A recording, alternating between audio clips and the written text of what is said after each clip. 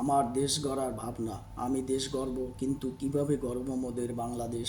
যেদিন আমি শুক্রবার জুম্মার নামাজে শেষে মসজিদের বাইরে পাবো না কোনো ভিক্ষুক, বলবে না কেউ 7-10 টাকা দেন, আমি দুটো ভাত খাবো। যেদিন কমলাপুর রেল স্টেশনে বলবে না কেউ টোকাই, সার বোঝাটা একটু উঠাবো, আমি বলবো না লাগবে না যা টোকাই। যেদিন রাস্তায় হরতাল অবরোধে হাত বোমা ইটা মারার জন্য পাবো না কোনো টোকাই। যেদিন ঢাকার ওভার ব্রিজের উপরে বলবে না কোনো ভিক্ষুক, স্যার আমাকে কয়টা টাকা দেন, আমার মা বাবাকে একটু ডাক্তার দেখাবো।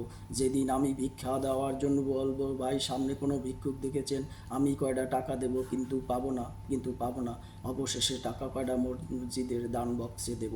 যেদিন আমার দেশের তরুণীরা রাত 12টায় রাস্তায় হাঁটবে, আর হবে না কোনো নরপিশাচের খাবার। যেদিন ওই রাস্তায় থাকবে হাজার হাজার টাকা পরে, নেবে না কেউ। যেদিন আমার দেশের সব রাজনীতিবিদরা ছিটাবে না কোনো কাদা, হবে না কোনো হরতাল অবরোধ।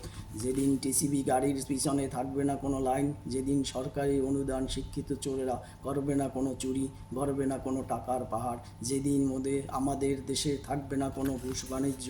যেদিন আমার ভোট আমি দেব, বলবে না কেউ ভোট তোর ভোটটা আমাকে দে হারামজাদা।